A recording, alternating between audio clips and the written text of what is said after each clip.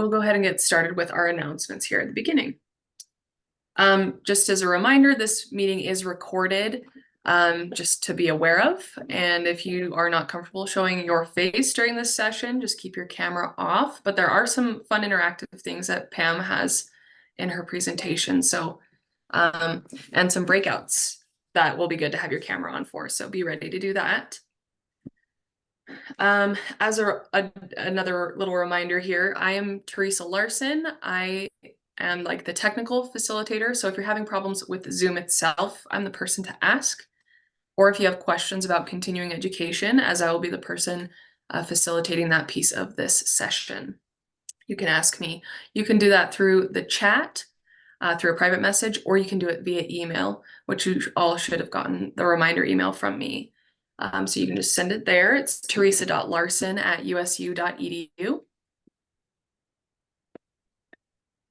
And then before we get started as well, I'm going to provide the USU land acknowledgement, and that is as a land grant institution, Utah State University campuses and centers reside and operate on the territories of the 8 tribes of Utah, who have been living, working, and residing on this land from time immemorial.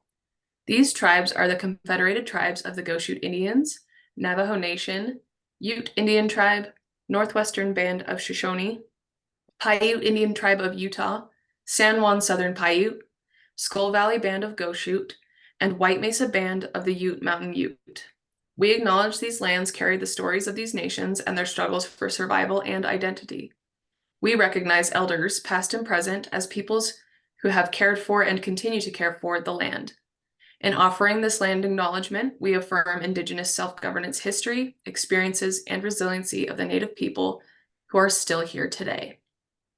And this session is being sponsored through the USU Social Work Department and the Transforming Communities Institute, both members of the Utah State University system, and want to affirm this land acknowledgement.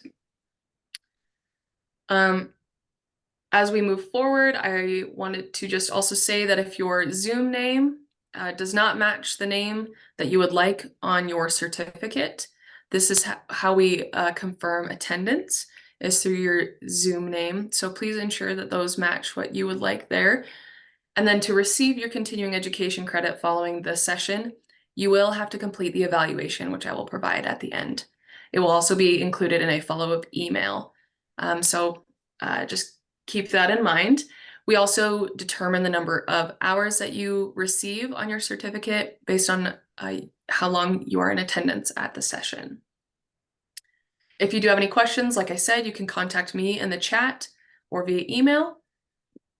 And I will now introduce our presenter, who is Pam King. And we thank Pam for being here. Pam is a licensed marriage and family therapist.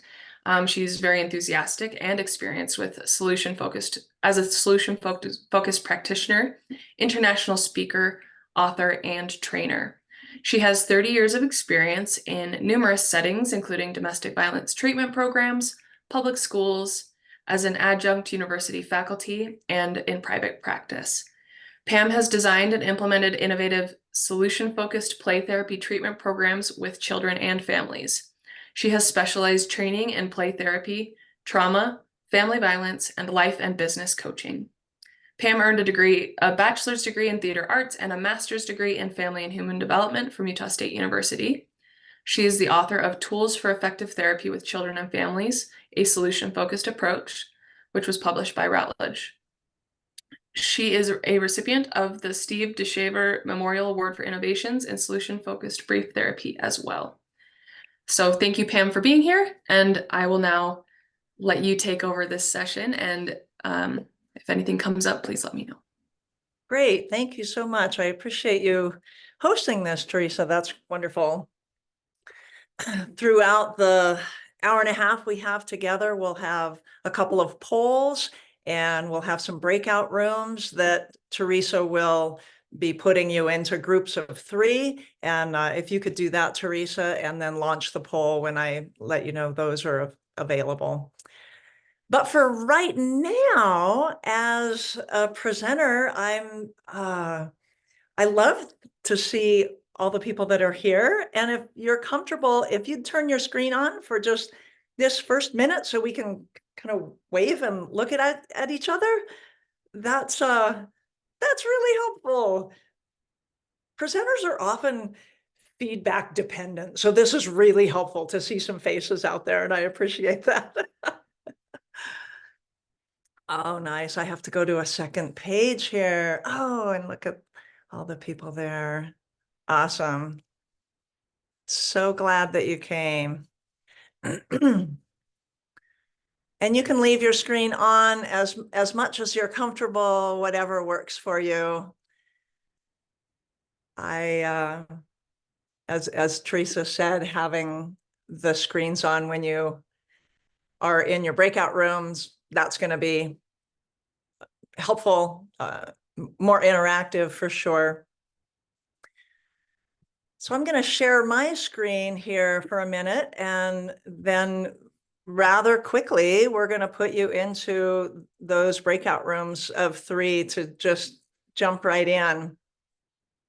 I want to start with just a story of inspiration, because often when I'm working with children and families, I'm inspired by the things that they do.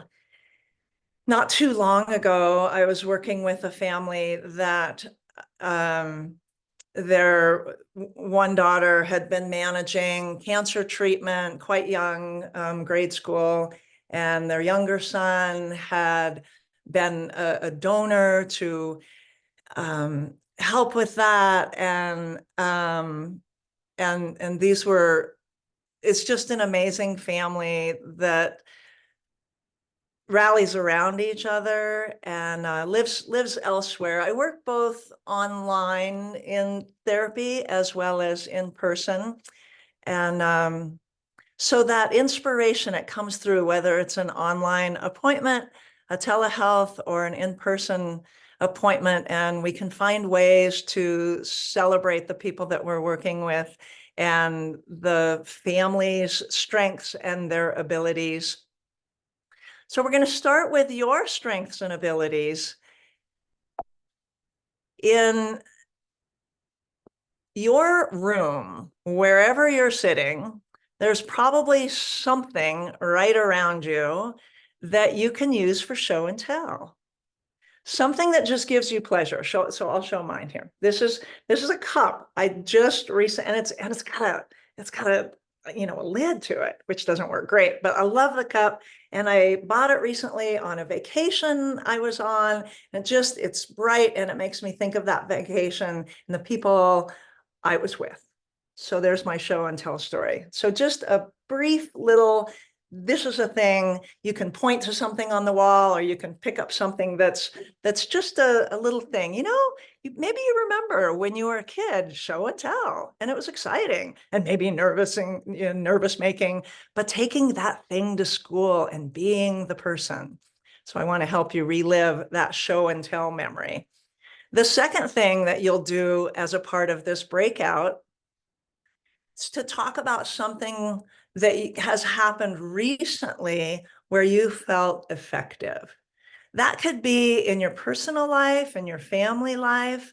It could be something in your clinical work, in the work that you do in the community, whatever that is. And it's kind of nice, actually, if it's a small thing, because sometimes we only give attention to the big things, the most magnificent things. And the small things, those are actually the ones that can make a big difference. So in your groups of 3, you can ask each other, how'd you do that? What about you was able to do that? Who noticed? What difference did it make? Just your curious questions. So I want you to share, and I want you to be a recipient, a listener, and celebrate with each other. We'll go into breakout rooms for, let's do 6 minutes. So it's pretty brief, but it'll give you time to there's groups of 3. Some of them might have 2. There might be one that's 4, but anyway, it'll be right around there. Just take a minute or so to share some little thing and be curious about that with your group partners. So that's your first task. Show and tell, show something in your room and something that you did recent. So we'll actually give you 10 minutes, just so you have time to do both parts and say hi too. So Teresa, take us into some breakout groups, if you would, please. Yep, for 10 minutes and 3 people per group about. Yes, please. Okay, I'm just gonna make sure I've got all my settings correct. And there we go. All of the rooms have been closed, Pam, so you can continue on and everybody's here. Oh, and you're muted. Right. We come back muted. Thank you. What do you suppose the application of just a short show and tell is for children? I'm going to have you open your chat box and don't enter anything yet, but type in what was useful about this and how you could see application in working with children, why it would be important. And then when I'll give you a 30 seconds or so to type something in, and then I'm going to say ready, set, chat. And when I say chat, then you enter it. And then it just feels like a slot machine paying out to me, getting all those messages. So go ahead and type what you think about the application of show and tell. And also what were you effective in?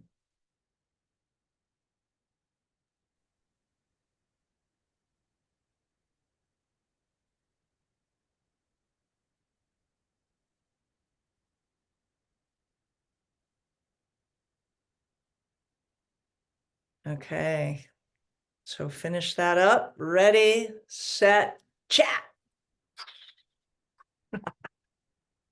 It really is rewarding.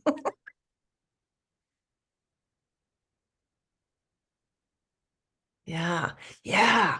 These are great, great comments. Just for expression, reduces embarrassment. We get to know what's important. Absolutely. Express ourselves through objects. Seen, heard, validated. Yeah, all of those things.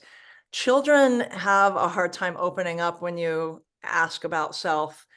Easier if they're telling about an object or a game, or yeah, those are all wonderful comments. Thank you, thank you. Common interests. Yeah, it's interesting how you'll hear like, oh, I have a dog too. Nice.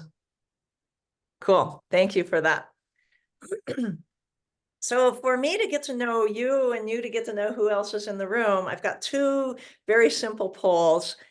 And Teresa, if you could launch one of those, that the order doesn't matter. And I'll just give you a chance to answer a couple of questions about what your role is. And this first one is multiple choice, so you can choose all the ones that fit for you. And I will answer it too.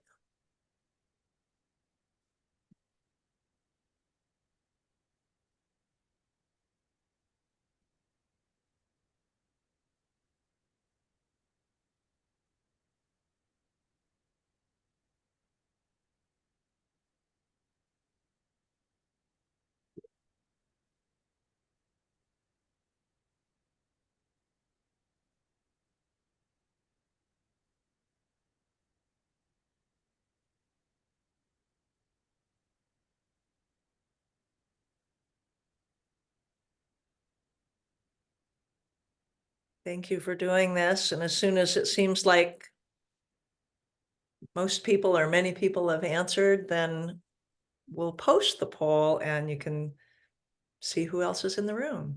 You probably recognize a lot of names and faces. There's a few names I recognize.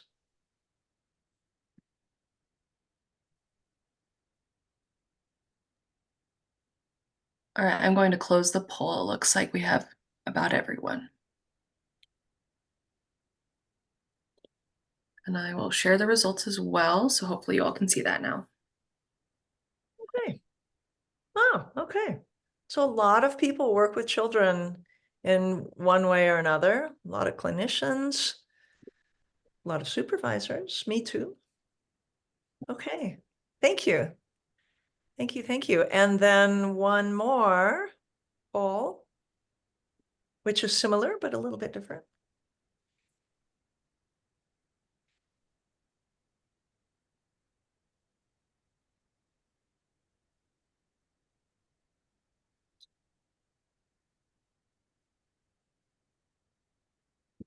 And that's just one spot on the scale, so you can choose where you are.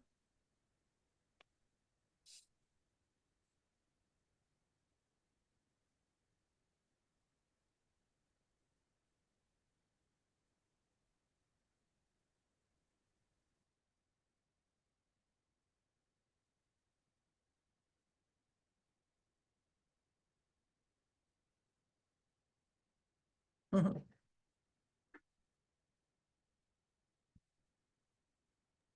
All right, it looks like we have the same number of people that responded to this one, so I'll go ahead and end the poll. Right. And then there are the results. Okay.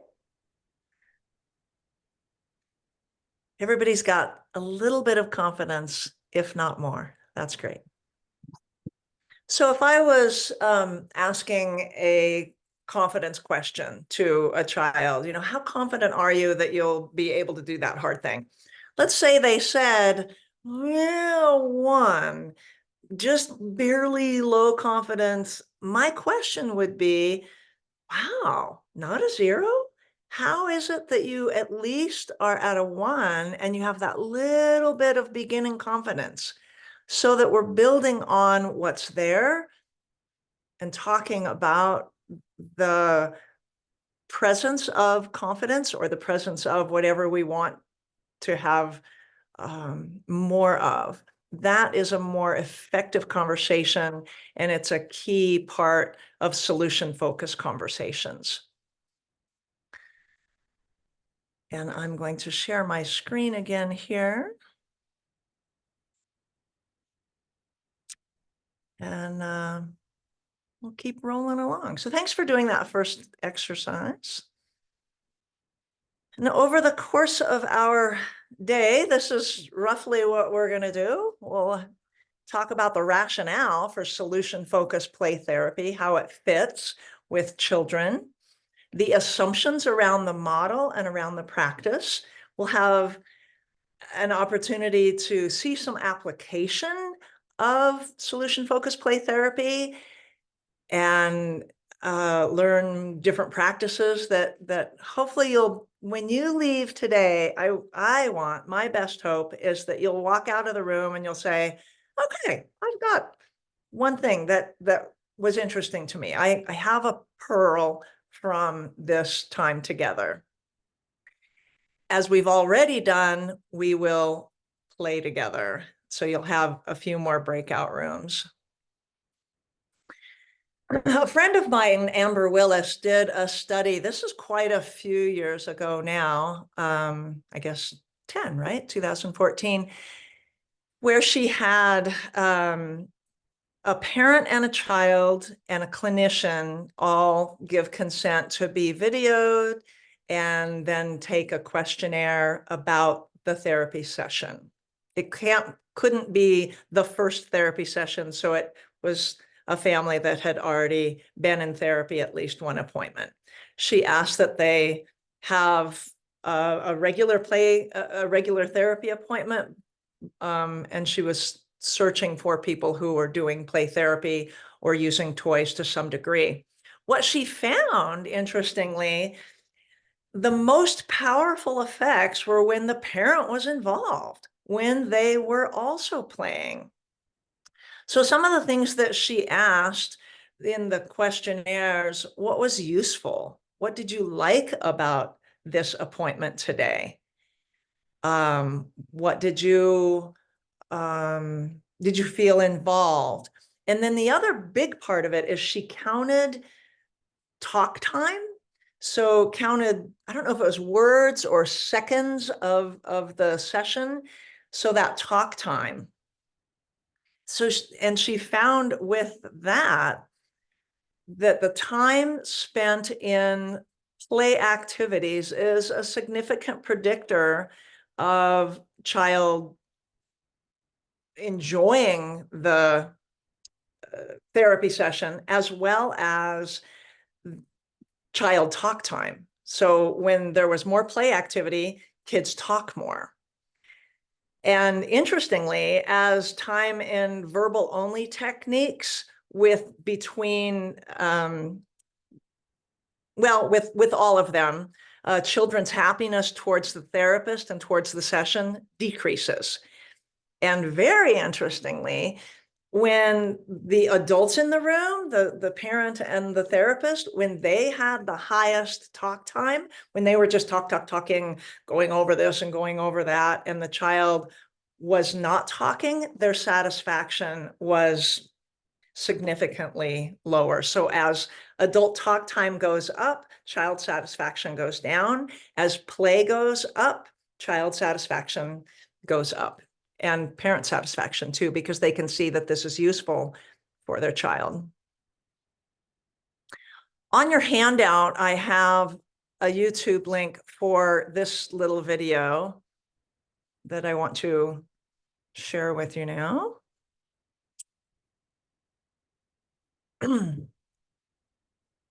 It's one of those inspiring stories.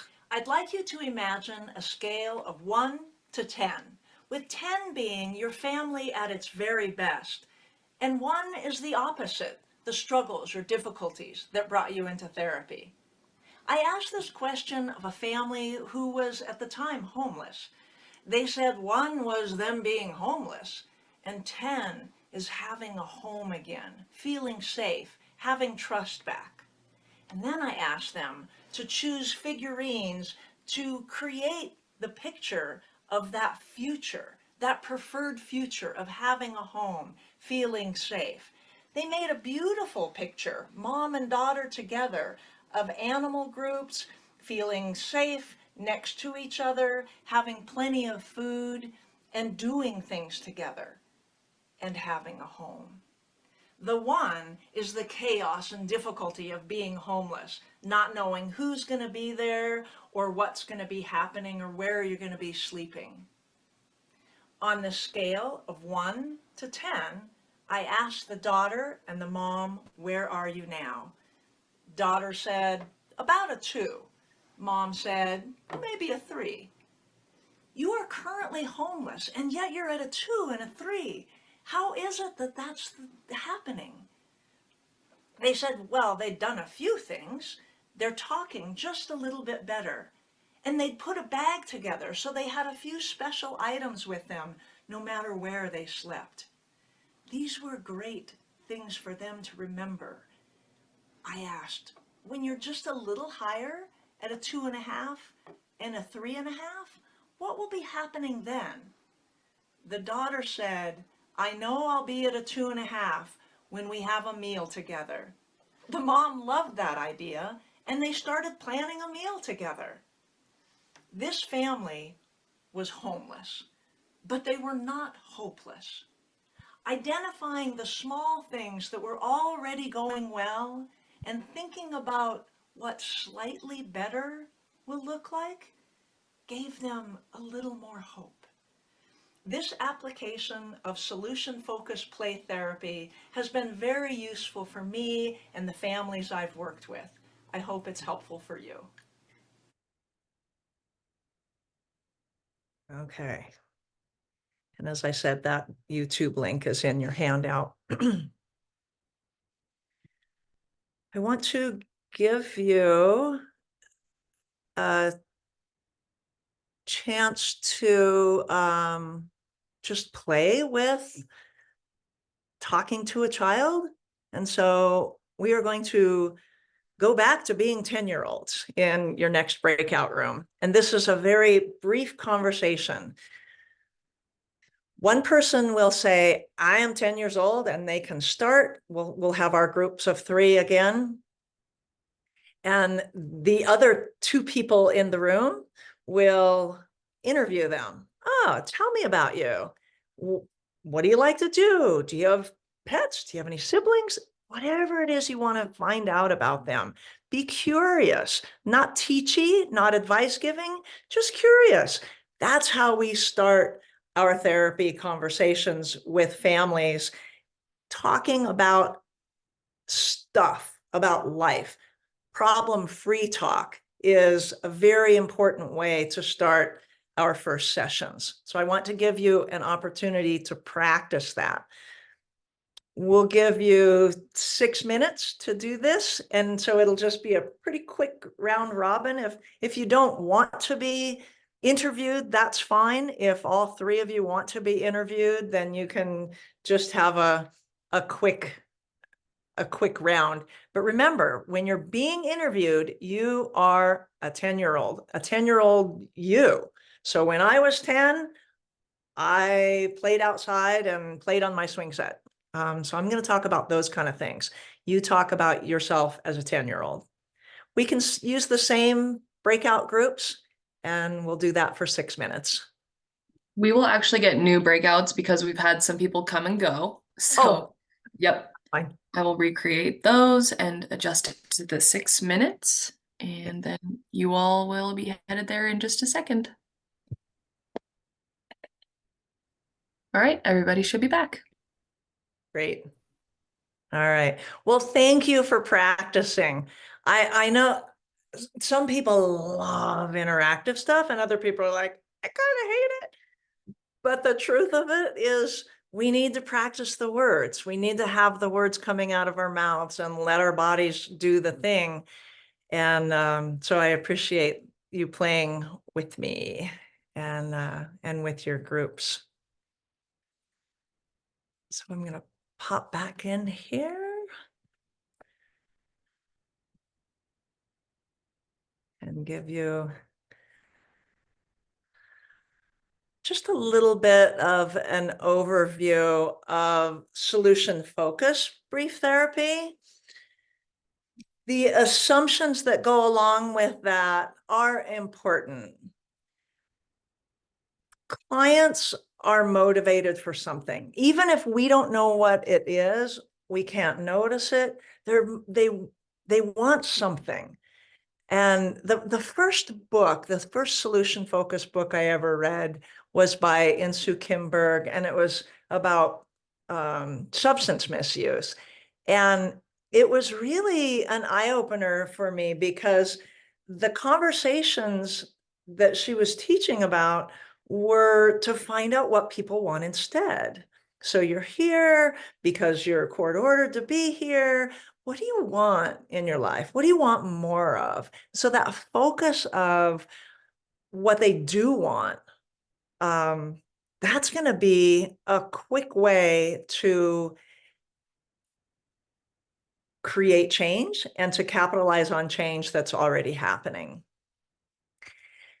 Clients have resources and strengths. They do cool things. They play the cello. They have a pet. They are good at this game. They have resources. And if we spend those first few minutes getting to know what's important to our clients and to our client families and understanding, well, what does your mom admire about you? What would your teacher say if she were here? What would your scout leader say if he joined us? These uncover the strengths of our clients. Our clients are the experts on themselves. So a child is the expert on himself, and the mom, the dad are the experts on the family. And I really take that seriously. So when I'm working with families, I want to go with the expert and get their ideas. So there's a lot of emphasis on what the child thinks needs to happen. We know that change is always happening. We just need to find the change that we want more of and follow that. And oftentimes, like in our first little exercise, a small thing, a small change can make a big difference. instances of the future exist.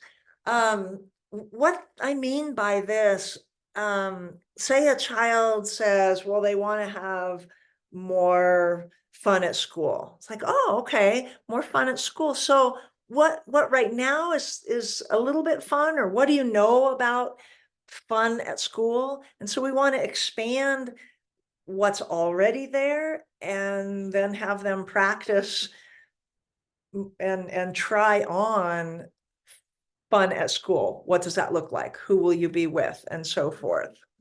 And once we get one change going, it's like an avalanche, a snowball going in the right direction. It gets bigger and bigger, and then it brings in other things. And the problems tend to also be reduced because there's more satisfying things that are present in a person's life.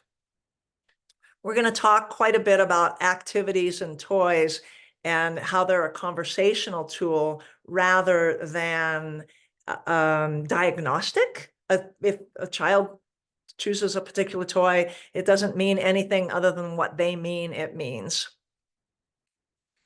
The therapist's stance is one that's hopeful. When we expect positive change, when we're hopeful for our clients, it makes a big difference. In fact, research has shown that change happens more quickly, and this was research done early on by Michelle Weiner-Davis and Steve DeShazer, that solution talk and identifying what's working and a therapist who believes in their clients has a significant impact on treatment outcome, both in satisfaction and also being shorter course of treatment. So a therapist is collaborative, curious, respectful, non-normative. So one 5-year-old who has encopresis is a different human than another 5-year-old with encopresis, and they're going to want different things. So what do you want instead? How will you know that your life is feeling like it's on track? That's going to be different answers, even though the presenting problem was the same thing. It's non-pathologizing. We're not afraid to talk about the problem or what's wrong, but our emphasis is moving towards what's right and noticing what's already a little bit right, and very client-centered. So I have this term I call future play, which is rehearsing the future in the way you want it to happen. So it takes a little bit of an imagination for children. I show this video with permission, and that's important for you to know.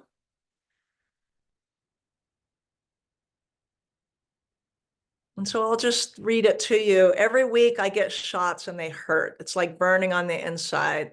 They're screaming, crying. It's very upset. My brothers hold me down. My parents feel terrible. It's traumatic for the whole family. Everyone dreads the weekly shots because of this medical issue. So I asked, what do you want instead? I want to feel happier. Mom said, no screaming, because we've got to do it. Brothers to be helpful, parents to be helpful. So I asked for details of what that looks like. Relief. When it happens in this better way, what exactly will be happening? I get to choose the spot where the shot goes. I'm going to use ice to numb it. My brother and my mom, I want them to hold my hands.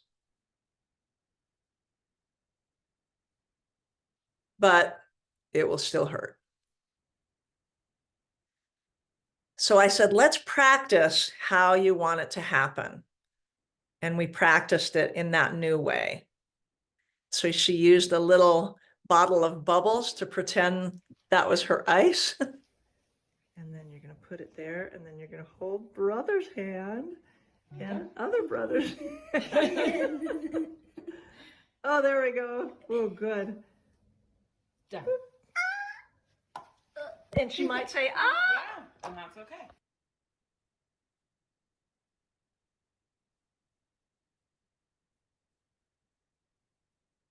And then this was back at home. Okay. Want me to hold your hand? I'm scared. Oh my goodness, you're so brave. Ow, it hurts. Ow. It's Good bleeding. job.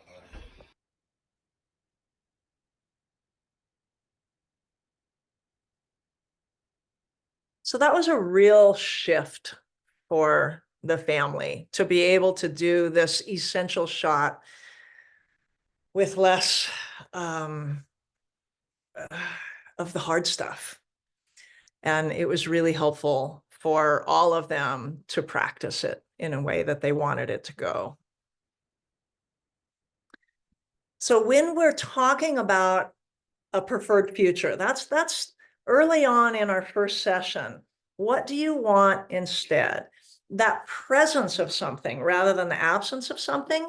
Usually families will say, well, I want less of fighting or less of grief, or I want this to go away or that to go away. And okay, sure, of course you do. And when that's gone away, what will be there instead? So I ask lots of instead questions to get the presence of something. Well, instead of being sad about grandpa dying, I mean, well, I'll still be sad about grandpa dying, but I don't know, maybe I won't cry all the time. Oh, instead of crying, what will you be doing? Playing again? Oh, what do you like to play? Hopscotch. Okay, who do you play hopscotch with? All right. And so now we're at the presence of something to get my life back to being able to play. But of course, I'm still sad about grandpa. Having it interactional so that both in the room, they're practicing it, but also what will you be doing? What will your body be doing?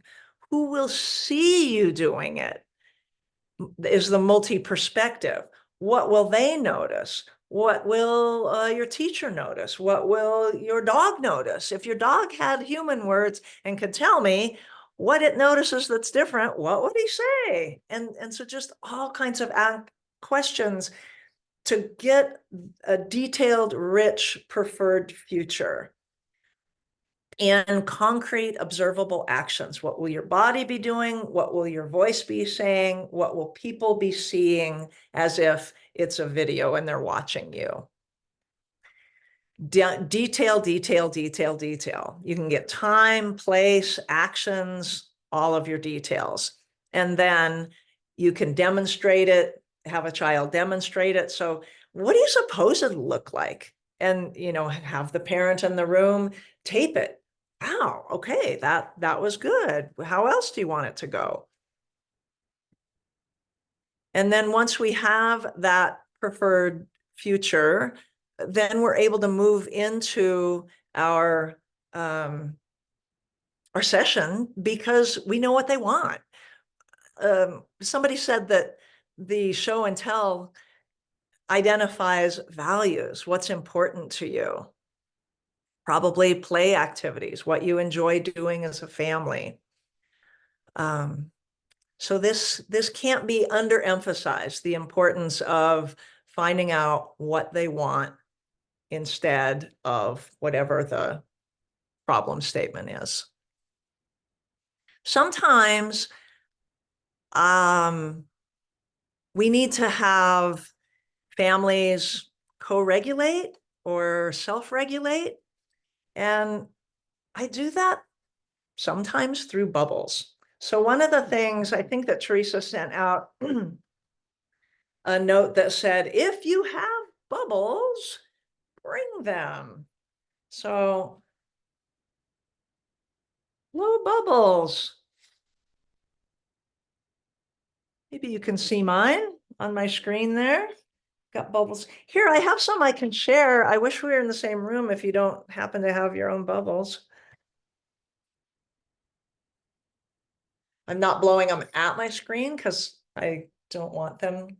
But if you look up in my room, there's bubbles everywhere. And bubbles have this magical, wonderful feel to them, to adults and children. We can also use other breathing type solutions like cotton ball races. You can put a cotton ball on the floor and it blows quite a ways. You can put one on the floor and another one on the floor, and the parent and child race, and they just keep it going. You know, mine is the red one, is yours is the pink one. If you can go outside, you can blow dandelions, all kinds of things that you can practice breathing without saying, and now we're going to practice breathing. Sometimes that works just fine, but we can also do it through play. Toys are conversational tools. This is important because we want to follow their meaning. And if they have a metaphor, we want to follow their metaphor. Our job is to reflect and clarify and just be a witness to their story. We can help guide it and direct it by asking, well, what would the wizard say to the bunny if he came into the same room, right? So we help guide it, but they are the leaders. Scaling is a big part of solution-focused brief therapy, and I use it so much with children because it's a concrete tool. You've probably done scaling to some degree on a scale of 1 to 10, or maybe 0 to 10, with 1 being what you don't want and 10 being what you do want. Let's describe that 10, get lots of details. And then where are you now? What helps you to be that high? Remember when I was saying with the poll, the confidence? Well, I'm at a 2. Wow, okay, but not a 0. How come a 2? People will answer the question, why aren't you better? Even if you don't ask it. So then you have to rephrase and say, yeah, so you want to be higher, but I hear that you're at a 2 now and you're not a 0. So how come so high as a 2? And you just rephrase it. And you get all of the details of what's working at a 2, and then imagine yourself 1 step higher. What's happening then? Get lots of details about that. Other tips about scaling, I like to scale towards what they want being the higher number, because children tend to want more or bigger or additional pieces. So having more better be the higher number seems to work pretty well. So I'm going to show you a little video of a father and daughter. We were into the session far enough that I knew that school distress, school refusal was something that they wanted to have different. And then we started asking about what they wanted different. And this is some of that information. Some of her hopes already were that so we spent the entire session. So you saw a 7-minute clip, but that entire session was around what she wanted. I mean, you saw 3 minutes of 2 different sessions. So the first session was all around what does she want? What does that 10 look like when things do feel better about school? She was pretty scared about going to school. And so we talked a bit about that, and I kept saying, yeah, wow, that sounds hard. What do you think will help with school being hard? And so we were getting coping and management and hopes. And we spent the whole session on that. And then we followed up and played a little game. I do a guessing game like that frequently because it just keeps parents involved. So whatever a child's favorite play activity, we can utilize that for their preferred future, for what they want. a pretty neat example was a 5-year-old boy who said he loved hopscotch. That was his favorite thing to do. And it became our graphic representation of his future, what he wanted. So he showed me how to draw hopscotch. So even though I may have had some memory of that, his hopscotch is his hopscotch. So he was the expert. We had a very detailed happy spot. That was what he called it. And goodness, play with friends, lively, doing somersaults, taking turns, sharing, all kinds of things. All kinds of things. And I kept saying, wow, okay, what else? What did will your mom see? What will your dad see? What will your teacher see? What would your little sister notice? And I say that in with a presumption that it will be there. So I don't say if it's better, what will you notice? I say when it's better, what will you notice? And then I asked where they were now between the naughty stuff, tantrums, and happy spot scale. They both said about a 4. Wow, okay, why a 4? Already he was being friends, he shared, mom said he helped with laundry, he does his homework and his reading pretty well. So we used his play, and again, we spent the whole first session on this graphic, hopscotch. He demoed hopscotch. It was a lot of fun. Another scaling with a child was this art. So she was worried, she said, about everything. So I asked her to draw, what that worry looked like. And she said it was a worry bully. And when that worry bully isn't bothering you so much, then what's happening? And so that was a separate page. And she said all of the things she would be doing, because I want those concrete behavioral actions. I will be swimming. I will be coloring. I'll be doing monkey jacks. I will do jump rope and so forth. I asked her on this, I often use masking tape as the scale between two papers because you can draw on it. You can even write on it. And she said, oh, about a 4, that she was towards this soupy.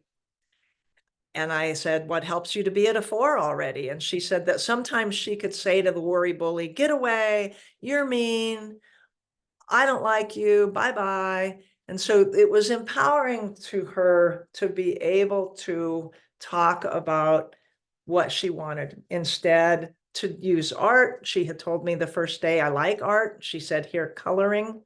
So it was useful. Okie doke. Moving on to, I put this in your handout. I'm not going to go over it, but this toy interview is a great way to use a projective tool to just get a child talking about who they, what they want to have happen. I have let's see, how long is this little video? It's pretty cute. So I'm going to show you just a bit of it, which is interviewing toys. So this was a 4-minute conversation. And in 4 minutes, so much emerged there: competency, coping skills, all kinds of things. The little girl was actually my co-presenter at a conference I did in Switzerland. And so English is her second language. And so that's pretty impressive to me, or maybe her third language. But a child just jumps in to play. I said, I'm going to have you play with some toys and ask you some questions. That's all she knew. And in 4 minutes, so much came out.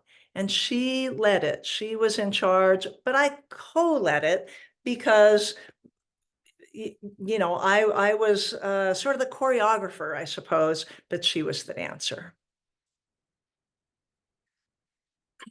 So our last thing we're going to do today is when something is so big and hard that maybe we need to shrink it first I'll read this little excerpt from my book. Children and parents often want something gone or reduced in their lives. This reduction can sometimes be achieved simply by helping clients identify what they want instead and working toward that end.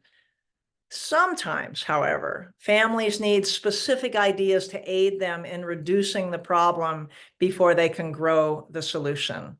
Exploring ways of shrinking or eliminating some things like behaviors, memories, nightmares, fear, anxiety, while simultaneously increasing others, such as strength, calm, safety, power, whatever, is a really powerful tool. And it takes from narrative therapy where we're allowing that narrative and shifting it to include a more complete story.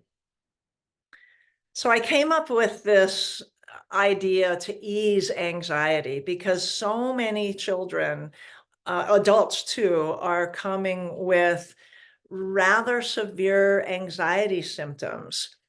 So if we can externalize the anxiety and then amplify and activate what we want instead, grow the solutions, and then expand the solutions.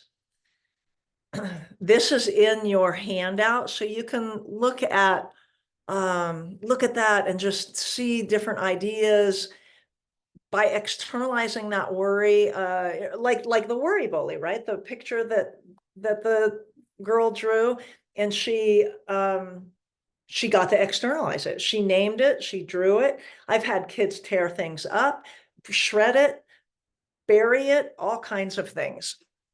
And then activate what you want instead, your dreams and hopes, and then get very specific about it. Name it, draw it, practice it, play it, like we've been talking about today.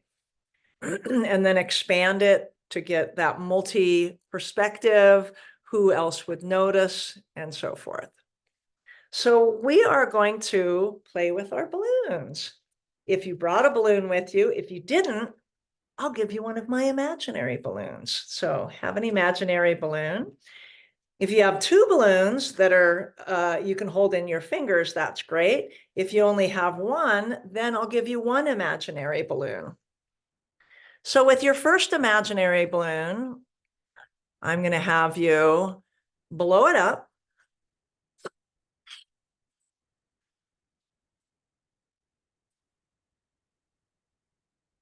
Click out of my share here.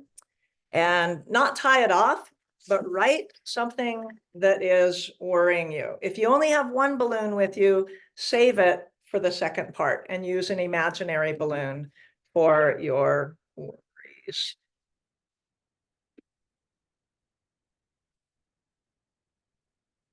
So I have children write their worries, all the different things that are struggling, that are a struggle for them. They may draw pictures. Parent, hand it to your mom and see if she wants to add something, if you'd like that. And then you can do whatever you want with it. You can pop it, you can blow it away, and it can fly off. And so it's gone. The second balloon you're blowing up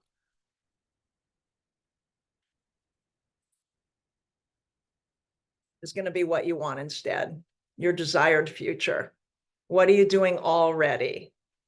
And then when all of those things are on your balloon,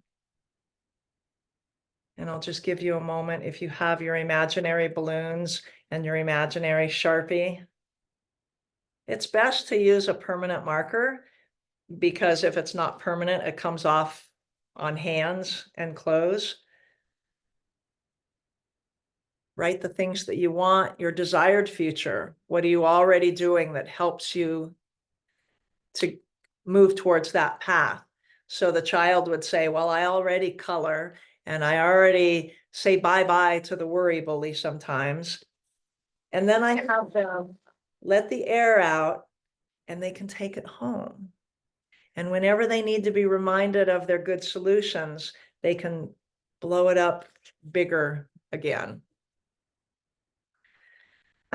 So my last little slide, I'll show you. Well, I'll just show you in person. I use this scaling board a lot, just as another concrete tool to be able to write, to be able to move our magnets and be able to talk about things. So anytime you can get a child moving, you will get more conversation. I appreciate that with me, you moved and you had some conversations. I hope that in some way this was helpful to you.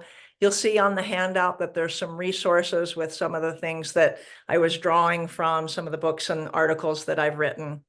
And so I appreciate you being here, and I will turn the time back over to Teresa to wrap us up and send us out. Great. Thank you so much, Pam. I had a great time facilitating and being a part of like just seeing all of this come together. So thank you so much for providing this session for us today. I have put the evaluation link in the chat. You do need to complete that in order to get your continuing education. But along with that, included in the evaluation, we are actually asking a few more questions about what you would like to see in further trainings on play therapy. We're looking at potentially doing something over the summer. And so we just wanted to get your feedback on what that would look like for you. And yeah, just capture what would be best for you all as people who want play therapy training. So please take a look at the evaluation, even if you aren't looking for continuing ed, but would like more play therapy. And then this last little announcement is that we always do these on the third Friday of every month, but next month is our special month where we are going to be hosting our social work mini conference. So that will be an afternoon. It's from 1 p.m. to 5 p.m. And there will be 4 separate presentations during that block. And here are the 4 topic areas. We've got substance use, ethics, program evaluation, and suicide prevention. So if you need that for licensing, you will receive a certificate for each individual session that you attend. But if you come for all 4, you'll get 4 hours of continuing ed. The registration isn't quite open, so you'll have to look out for an email. If you're not already on our email list, you are able to sign up for that through the evaluation as well. We would love to see you all come back to more sessions. And then I see in the chat what day is it exactly? It's March 15th. So March 15th from 1 to 5 is the exact day.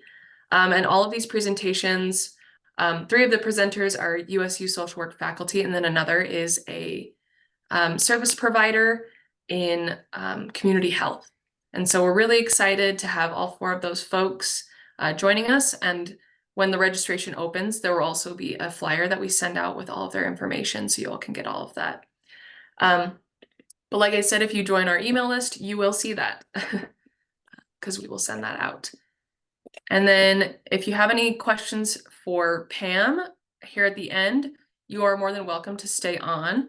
But otherwise, I'm going to be sharing, this is the social media for the Transforming Communities Institute and USU Social Work, as we kind of co-sponsor these events.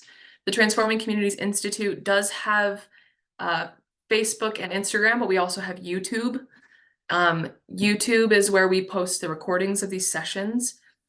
We do edit them to make sure that confidentiality and everything is protected. And so in sessions like this, we do cut out those portions of videos, etc., to protect confidentiality. But then also USU Social Work has a Facebook and Instagram. If you follow either of us, you will most likely get all the information for all of these continuing ed opportunities.